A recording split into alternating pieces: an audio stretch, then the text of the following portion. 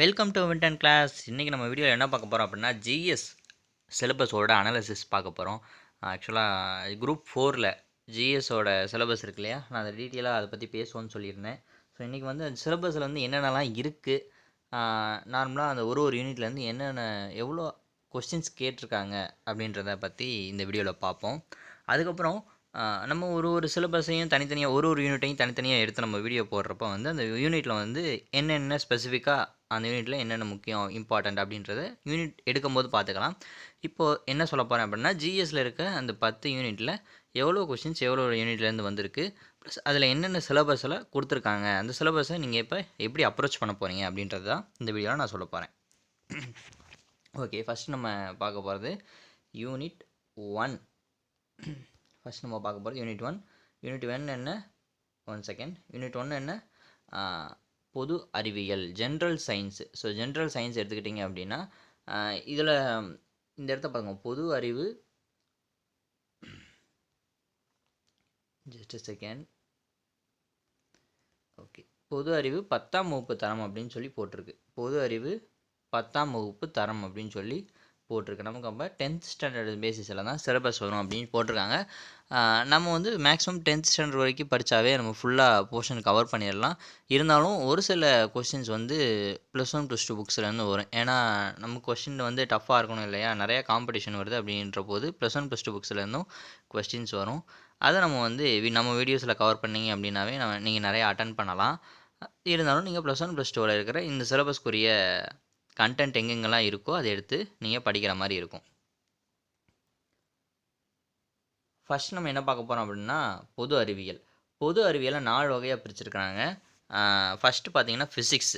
இந்த ஃபிசிக்ஸ் என்ன அப்படின்னா, பேரண்டத்தின் இயல்பு, இயற்பியல் அளவுகளின் அளவீடுகள், இயக்கவியல், பொது அறிவியல் விதிகள், விசை, அழுத்தம் மற்றும் ஆற்றல், அன்றாட அறிவியல், இயந்திரவியல், மின்னியல், காந்தவியல், ஒளி, வெப்பம் மற்றும் அணுக்கரு இயற்பியலின் அடிப்படை கோட்பாடுகளும் அதன் பண்பாடுகளும். இது எல்லாமே எதில் வரும், இயற்பியல் சம்மந்தப்பட்ட யூனிட்டு. ஸோ இப்போ நம்ம 6th இருந்து 10th வரைக்கும் நம்ம ஒரு புக் எடுத்து படிக்கணும் அப்படின்னா அந்த புக்கில் இருக்க ஃபிசிக்ஸில் உள்ள எல்லா டாப்பிக்கையும் உட்காந்து படிக்கிறது வேஸ்ட்டு. அப்போ ஃபஸ்ட்டு என்ன பண்ணணும், சிலபஸை நீங்கள் ஃபஸ்ட்டு ஒரு நோட் எடுத்து எழுதி வச்சுக்கோங்க. சிலபஸை எழுதி வச்சிட்டிங்களா, எழுதி வச்சதுக்கப்புறம் இப்போ 6th புக்கில் இப்போ பேரண்டத்தின் இயல்பு அப்படின்னு ஒரு டாபிக் இருக்குதுன்னு வச்சுக்கோங்களேன். இந்த டாப்பிக்கில் 6th புக்கில் இந்த டாபிக் எங்கே இருக்கோ அதை மட்டும் எடுத்து படித்தா போதும். நீங்கள் வந்து இன்னும் நிறையா, இது போக நிறையா நமக்கு வந்து எக்ஸ்ட்ரா யூனிட்ஸ்லாம் வந்து ஃபிசிக்ஸில் இருக்கும் 6th 10th வரைக்கும் பார்த்தீங்கன்னா. ஸோ அந்த எக்ஸ்ட்ரா யூனிட்ஸை கவர் பண்ண வேண்டிய அவசியம் இல்லை. சிலபஸில் என்ன இருக்கோ அதை மட்டும் நீங்கள் எடுத்து படித்தாவே போதுமானதான். அதை தாண்டியெல்லாம் கொஷின் வராது. சிலபஸை தாண்டி சயின்ஸில் வந்து கொஷின் வராது. ஓகே, அடுத்து வந்து தனிமங்களும் சேர்மங்களும். இது பார்த்தீங்க அப்படின்னா கெமிஸ்ட்ரினா என்ன, வேதியியல்லேருந்து வருது. தனிமங்களும் சேர்மங்களும் கெமிஸ்ட்ரியில் ரொம்ப கம்மியான சிலபஸ் தான். தனிமங்களும் சேர்மங்களும் 1, அமிலங்கள் 2, காரங்கள் 3, உப்புகள் 4. இந்த அமிலங்கள், காரங்கள், உப்புகள்லாம் ஒரே யூனிட்லேயே வரும். நீங்கள் 6th 10th வரைக்கும் பார்த்தீங்கன்னா ஒரே யூனிட்குள்ளே இந்த 3மே கவர் ஆகி வரும்.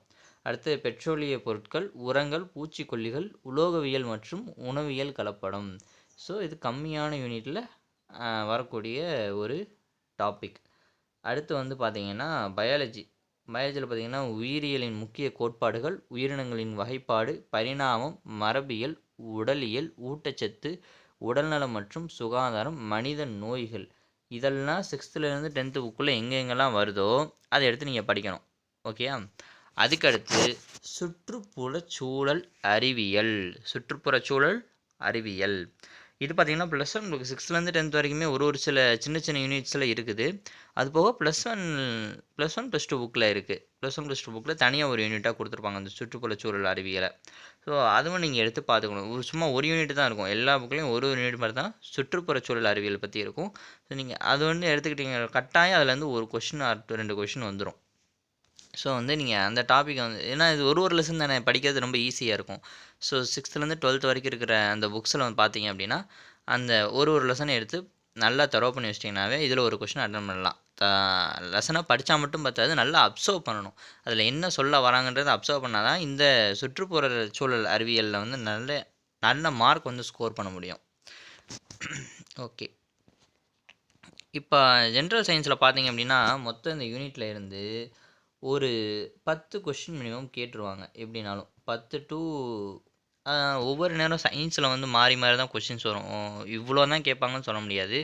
ஒரு டைம் 15 கேட்டிருக்காங்க, ஒரு டைம் 18 கேட்டிருக்காங்க. ஸோ வந்து சயின்ஸில் வந்து நம்ம ஒரு ஆவரேஜாக 10 டு 15 கொஸ்டின்ஸ் வந்து எதிர்பார்க்கலாம். குரூப் 4 பொறுத்த வரைக்கும், குரூப் 4 பொறுத்த வரைக்கும். ஓகேயா? ஸோ சயின்ஸோட சிலபஸ் பொறுத்த வரைக்கும் 10லேருந்து ஒரு 15 கொஸ்டின் வந்து இதுலேருந்து வரப்போகுது அப்படின்னு தெரிஞ்சிருச்சு. அடுத்த நடப்பு நிகழ்வுகள், இது வந்து யாராலையுமே கணிக்க முடியாத ஒரு சிலபஸ்னால் என்ன அப்படின்னா இந்த நடப்பு நிகழ்வுகள் தான். இதில் நல்லா நம்ம வந்து நல்ல மார்க் ஸ்கோர் பண்ணணும் அப்படின்னா ஃபஸ்ட்டு வந்து நியூஸ் பேப்பர் நல்லா எடுத்து படிக்க தெரியணும். நியூஸ் பேப்பரை எடுத்து எல்லாத்தையும் உட்காந்து படிக்கணுன்ற அவசியம் இல்லை. டெய்லி நியூஸ் பேப்பர் படிக்கணும்.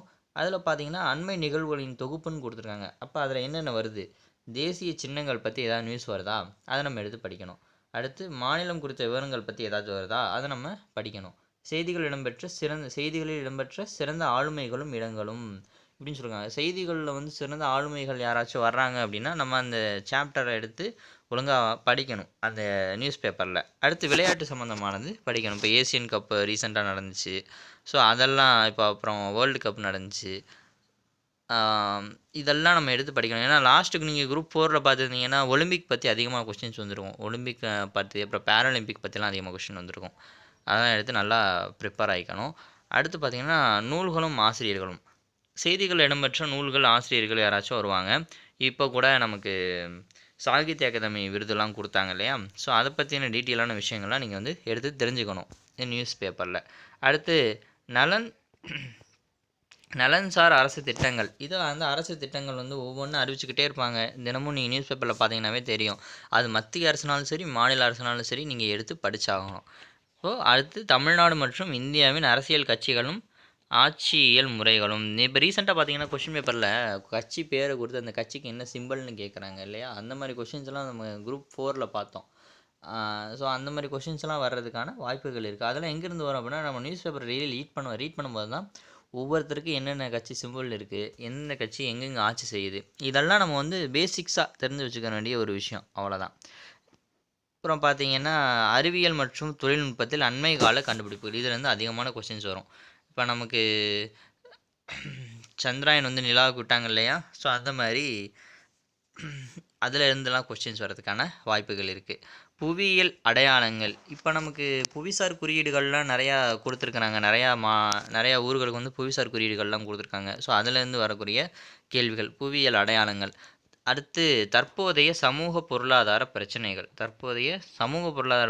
பற்றி கொஸ்டின்ஸ் வரும். ஸோ எக்கனாமிக்ஸை நீங்கள் பார்த்தீங்கன்னா எக்கனாமிக்ஸ்லேருந்து அதிகமாக வந்து கரண்ட் அஃபேர்ஸ் தான் வந்து கேட்பாங்க. எக்கனாமிக்ஸ் சிலபஸ் என்ன இருந்தாலும் எக்கனாமிக்ஸ்லேருந்து அதிகமாக கேட்க போகிறது கரண்ட் அஃபேர்ஸ். ஸோ கரண்ட் அஃபேர்ஸோட நிறையா டாபிக் வந்து கம்பைன் ஆகிட்டே இருக்கும். ஒரு சிலர் இந்த கரண்ட் அஃபேர்ஸை எக்கனாமிக்ஸ் ஆஃபீஸில் கொண்டு போய் வச்சுருவாங்க. சிலபஸில் எக்கனாமிக்ஸில் இவ்வளோ கொஸ்டின் வருது அப்படின்ட்டு. ஜாகிரஃபிலேருந்து இப்போ வந்து புவியியல் அடையாளங்கள்னு கொடுத்துருக்காங்க. கீழே புவியியல்லையும் அந்த கொஸ்டினை வந்து கம்பைன் பண்ணி பார்ப்பாங்க. ஒரு சிலர் வந்து கரண்ட் அஃபேர்ஸில் வச்சுருப்பாங்க, ஒரு சிலர் வந்து புவியியலில் கொண்டு போய் வச்சுருவாங்க.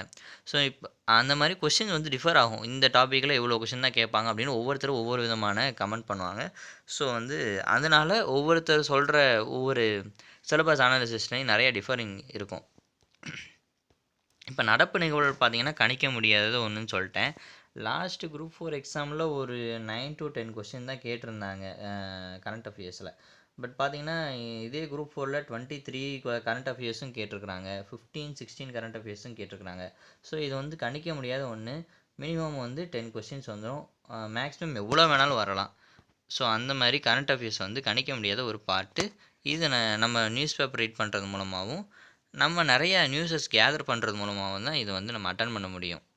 அடுத்து புவியியல் ஜாகிரஃபி பார்க்குறோம். ஜாகிரஃபியில் பார்த்தீங்கன்னா புவி அமைவிடம், இயற்கை அமைவுகள், பருவமழை, மழைப்பொழிவு, வானிலை மற்றும் காலநிலை, நீர் வளங்கள், ஆறுகள், மண், கனிம வளங்கள் மற்றும் இயற்கை வளங்கள், காடு மற்றும் வன உயிரினங்கள், வேளாண் முறைகள். அடுத்து இதெல்லாம் எங்கே இருக்குது அப்படின்னு பாருங்கள். போக்குவரத்து, தகவல் தொடர்பு, தமிழ்நாடு மற்றும் இந்தியாவில் மக்கள் தொகை அடர்த்தி மற்றும் பரவல், பேரிடர் மேலாண்மை, சுற்றுச்சூழல், பருவநிலை மாற்றம். இது எல்லாமே 6th இருந்து 10th புக்குள்ளேயே இந்த அத்தனை சிலபஸும் முடிஞ்சிடும். ஸோ ஜாகிரஃபியிலேருந்து ஒரு 5 கொஸ்டின்ஸ் எதிர்பார்க்கலாம். ஓகேவா? 5 or 5+ கொஸ்டின்ஸ் வந்து நமக்கு கேட்பாங்க ஜாகிரஃபியிலேருந்து. ஸோ அப்போ இருக்கும்போது இந்த சிலபஸ்லாம் நீங்கள் எங்கேயும் போய் தேட தேவையில்ல. 6th to 10th வரைக்கும் இருக்க நம்மளோட ஜியாகிரஃபி பார்ட் எடுத்து பார்த்தீங்கன்னா, இந்த அத்தனையும் அந்த புக்குக்குள்ளேயே அடங்கிரும். ஓகேவா?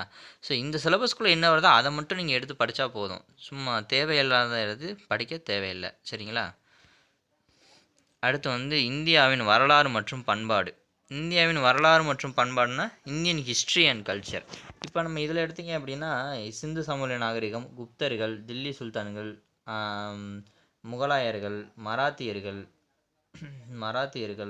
அடுத்து தென்னிந்திய வரலாறு, இதெல்லாம் நமக்கு இருக்குது இல்லையா? இதெல்லாம் எங்கே இருக்குது அப்படின்னா 6th to 10th புக்குள்ளேயே இது எல்லாமே முடிஞ்சிடும். இதெல்லாம் 6th 7thலேயே முடிஞ்சிடும். ஃபஸ்ட்டு கொடுத்துருக்க இந்த டாபிக் ஃபுல்லாகவே 6th 7th புக்லேயே முடிஞ்சு போயிடும்.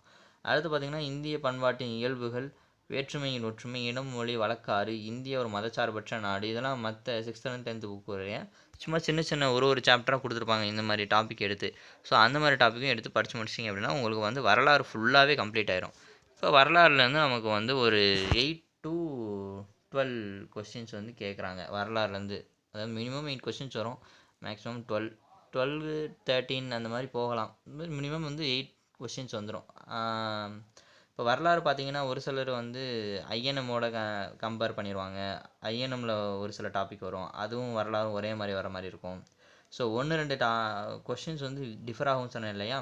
வரலாறில் வந்து இத்தனை கொஸ்டின், ஒரு சிலர் என்ன சொல்லுவாங்க, வரலாறில் வந்து 5+ கொஸ்டின்ஸ் வரும்னு சொல்லுவாங்க. ஸோ ஒரு சிலர் 8+ கொஸ்டின்ஸ் வரும்னு சொல்லுவாங்க. இப்போ நான் வந்து சொல்கிறேன், வரலாறில் ஒரு 8 கொஸ்டின் வரும். 8லேருந்து 12 கொஸ்டின் வரைக்கும் வரதுக்கான வாய்ப்புகள் இருக்குது. அடுத்து பார்த்தீங்கன்னா, இந்திய ஆட்சியியல். இது எப்பயுமே நமக்கு வந்து அதிகமாக கொஸ்டின் கேட்கக்கூடிய ஏரியா. அது 2வது நம்ம ஈஸியாக வந்து படித்து தெரிஞ்சுக்கக்கூடிய ஏரியா. 6th-லேருந்து 12th புக் வரைக்கும் நீங்கள் இது படிக்கணும். இது அட்டன் பண்ணணும் அப்படின்னா 6th-லேருந்து 12th புக் வரைக்கும் படிக்கணும். ஏன்னா அப்போ தான் வந்து இந்த கொஸ்டினுக்குலாம் ஃபுல் மார்க் எடுக்க முடியும். 12th புக் வரை இந்த டாபிக் வந்து கவர் பண்ணுறாங்க. 6th-லேருந்து 10th புக் வரைக்கும் இருக்க சிவிக்ஸ் எடுத்து படித்து முடிச்சிருங்க. அதே இந்திய ஆட்சியியல்னு போட்டு நமக்கு வந்து 11th 12th புக் இருக்கும், அதுவும் எடுத்து நீங்கள் நல்லா படிச்சிட்டிங்க அப்படின்னா இந்த டாப்பிக்லேருந்து மினிமம் ஒரு 14 கொஸ்டின் கிட்ட வருது. 14லேருந்து 18 கொஸ்டின் வரைக்கும் இந்த டாபிக் வந்து கவர் ஆகுது. ஸோ இந்திய ஆட்சியல் பார்த்தீங்க அப்படின்னா, இந்திய அரசியலமைப்பு, அரசியலமைப்பின் முகவுரை, அரசியலமைப்பின் முக்கிய கூறுகள், ஒன்றிய மாநிலம் யூனியன் பிரச்சனைகள், இதெல்லாம் எங்கே வந்துடுச்சு அப்படின்னா 10th ஸ்டாண்டர்ட் புக்லேயே இருக்கும் ஃபஸ்ட்டு ஃபுல்லாக. குடியுரிமை, அடிப்படை உரிமைகள், அடிப்படை கடமைகள், அரசு இதுவும் 10th ஸ்டாண்டர்ட் புக்கில் இருக்குது. ஒன்றிய நிர்வாகம், ஒன்றிய நாடாளுமன்றம், மாநில நிர்வாகம், மாநில சட்டமன்றம், உள்ளாட்சி அமைப்புகள், பஞ்சாயத்து, இதுவும் 10th புக்கில் இருக்குது. கூட்டாட்சியின் அடிப்படை தன்மைகள், மத்திய மாநில உறவுகள், இதுவும் 10th புக்கில் இருக்குது. தேர்தல், இந்திய நீதி அமைப்புகள், சட்டத்தின் ஆட்சி, 10th. ஆக்சுவலாக இதோட மேக்ஸிமம் ஆஃப் த சிலபஸ் வந்து 10th ஸ்டாண்டர்ட் புக்லேயே இருக்குது. நீங்கள் 10th ஸ்டாண்டர்ட் சிவிக்ஸ் படித்தாவே இதோட பாதி சிலபஸை நீங்கள் வந்து கவர் பண்ணிடலாம். பொது வாழ்வில் ஊழல், ஊழல் தடுப்பு நடவடிக்கைகள், லோக்கால், இதெல்லாம் நல்லா படிச்சுக்கணும். லோக்பால், லோக் ஆயுக்தா, தகவல் அறியும் உரிமையிலேருந்து சும்மா ஒரே ஒரு கொஷின் தான் இருக்குது. 1-2 கொஷின் தான் அதுலேருந்துலாம் வரும். கேட்டால் அதில் 2 கொஷின் தான் கேட்கவே முடியும், அந்த மாதிரி தான் இருக்குது. அடுத்து பெண்களுக்கு அதிகாரம் அளித்தல்னால் 7th புக்கில் இருக்குது. நுகர்வோர் பாதுகாப்பு 7th 8th புக்ஸ்லேயே வந்துடும் நினைக்கிறேன்.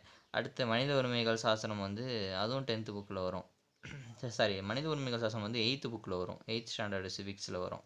ஸோ இந்த மாதிரி நீங்கள் வந்து இதெல்லாம் நம்ம வந்து தனியாக இந்த இந்திய ஆட்சியில் பார்க்கும்போது எங்கெங்கே இதெல்லாம் இருக்குது அப்படின்றத நம்ம எடுத்து பார்ப்போம். ஓகேயா?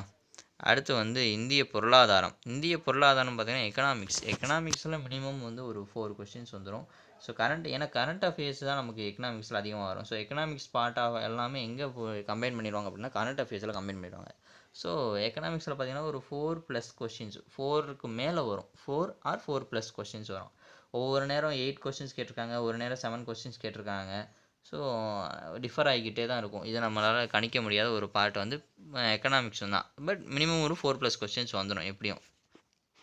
இந்திய பொருளாதாரத்தில் வந்து முக்கியமான பார்ட் என்ன அப்படின்னு பார்த்தீங்கன்னா, நமக்கு வந்து இந்த திட்டக்குழு மற்றும் நிதி ஆயோக் 5ஆண்டு திட்டங்கள், இதில் இருந்தெல்லாம் வந்து நமக்கு நிறையா கொஸ்டின்ஸ் வரும்.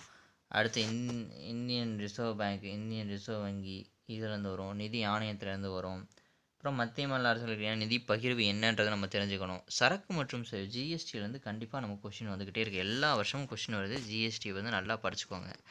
அடுத்து பொருளாதார போக்குகள், வேலைவாய்ப்பு உருவாக்கம், நில சீர்திருத்தங்கள் மற்றும் வேளாண்மை அறிவியல், தொழில்நுட்பத்தின் பயன்பாடு, அடுத்து தொழில் வளர்ச்சி, ஊரக நலன்சார் திட்டங்கள். ஊரக நலன்சார் திட்டங்கள்லேருந்து நமக்கு நிறையா கொஸ்டின்ஸ் வரும்.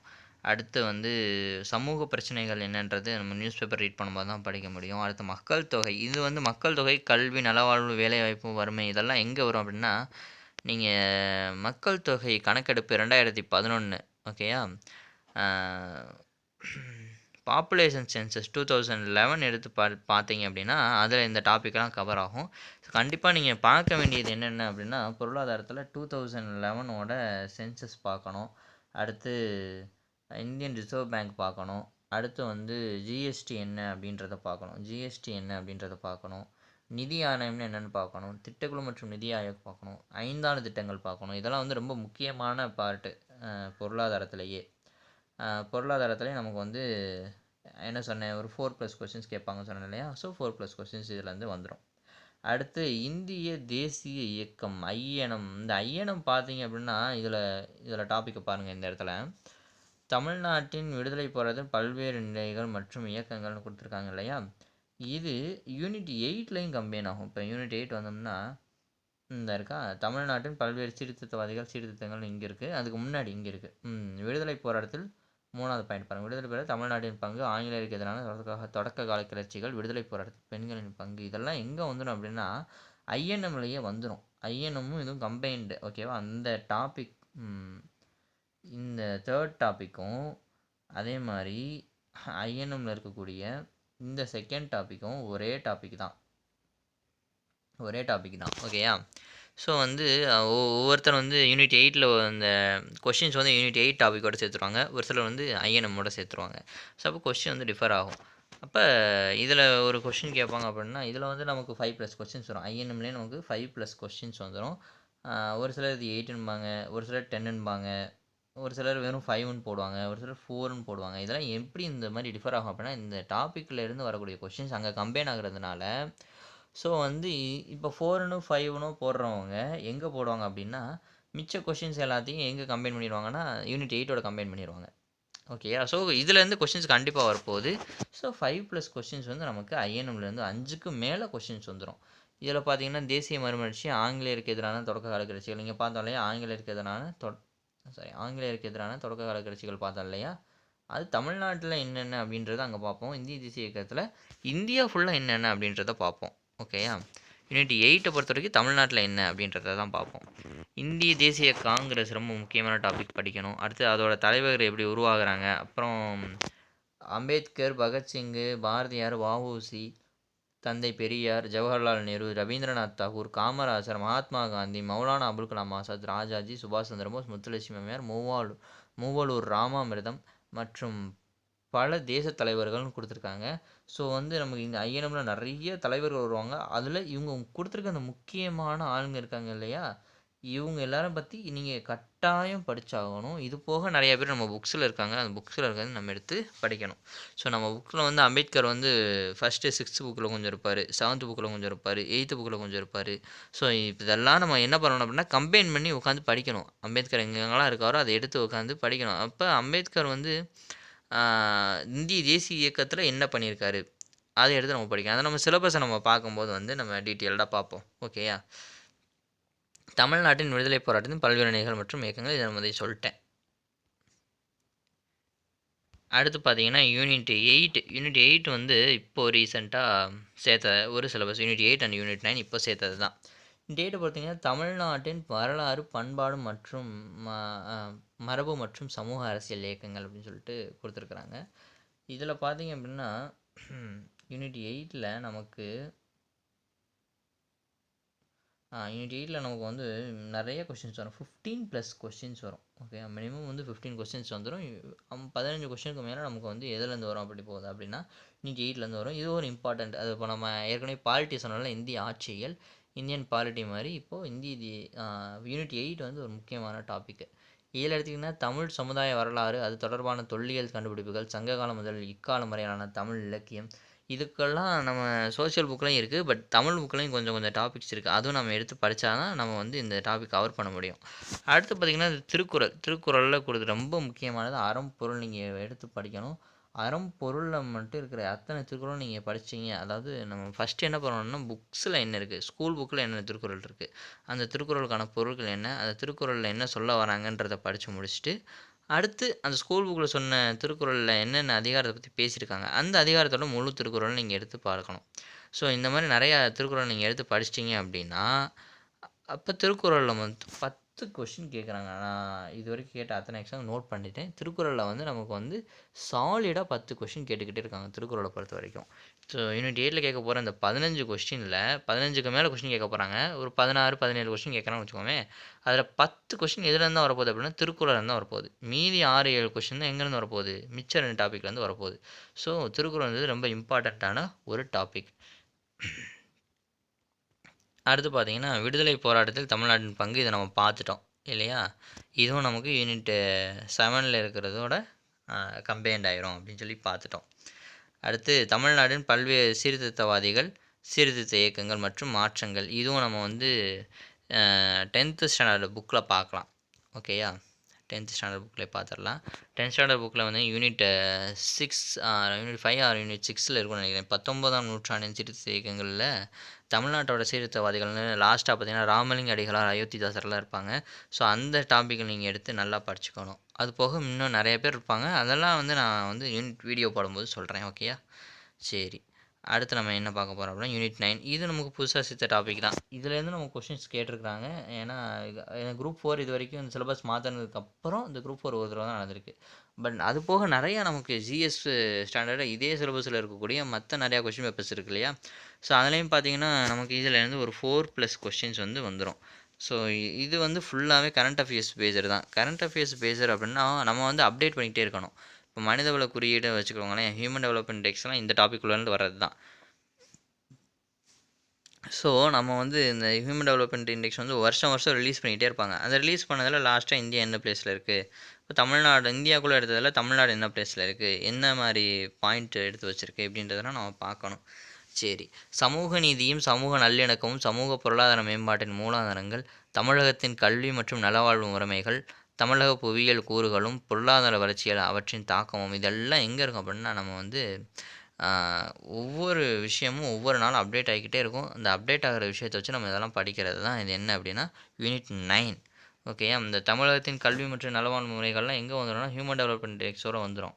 சரிங்களா, புவியியல் கூறுகளும் பொருளாதார வளர்ச்சியில் அவற்றின் தாக்கமும் அப்படின்றதெல்லாம் நியூஸ் பேப்பரில் நம்ம படித்தா தான் தெரியும்.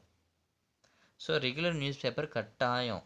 ஓகேயா, அடுத்து வந்து திறனறிவும் மனக்காக்க நுழைவும், ஆப்டிடியூட் அண்ட் மென்டல் எபிலிட்டி, இதுதான் நமக்கு இருக்கிறதுலே ஜிஎஸ்லேயே இந்த டாபிக் தான் நமக்கு ரொம்ப ஸ்கோரிங் டாபிக் அப்படின்னு சொல்கிறது.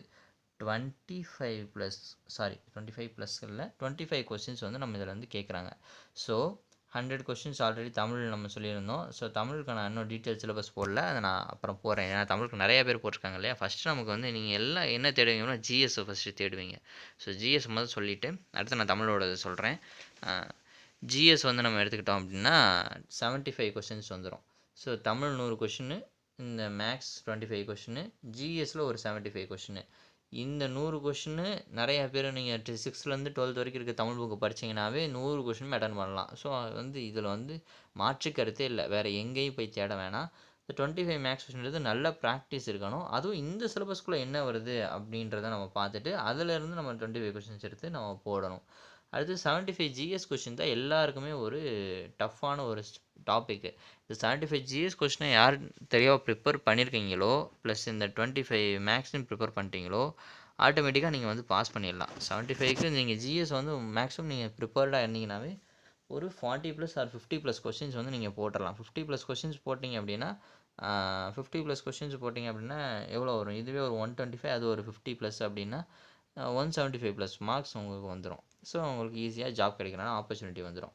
ஸோ ஆப்டிடியூடில் பார்த்திங்கன்னா சுருக்குதல், விழுக்காடு, மீப்பெருக்காரணி, மீச்சர் பொது மடங்கு, இதெல்லாம் எல்சிஎம் HCF, சிம்பிளிஃபிகேஷன், பெர்சன்டேஜ், இதெல்லாம் சொல்கிறாங்க. அடுத்து விகிதம் மற்றும் விகிதாச்சாரம்னா ரேஷியோ, தனி வெட்டி, சிம்பிள் இன்ட்ரெஸ்ட், கூட்டு வெட்டி, காம்பவுண்ட் இன்ட்ரெஸ்ட், பரப்புன்றது ஏரியா, கொள்ளளவுன்றது வேல்யூம், காலம் மற்றும் வேலைன்றது டைம் அண்ட் ஒர்க்கு. அடுத்து தர்க்க காரணவியல், இது அப்புறம் புதிர்கள், பகடை, காட்சி காரணவியல், எண் எழுத்து காரணவியல், எண் வரிசை, இது நம்பர் சீரீஸு. ஸோ எண் எழுத்து காரணம் ஆல்ஃபா நியூமெரிக் சீரீஸு. காட்சி காரணவியல்னால் டயக்ராமெட்டிக் ரீசனிங் சொல்லுவாங்க, அது ஒன்று. இது தர்க்க காரணிகள்னா ஒரு ரீசனிங், இது ஒரு டைப் ஆஃப் ரீசனிங் டாபிக் தான். அடுத்து வந்து புதிர்கள் பார்த்தீங்கன்னா பசில்ஸு, பகடை அப்படின்றது டைஸு.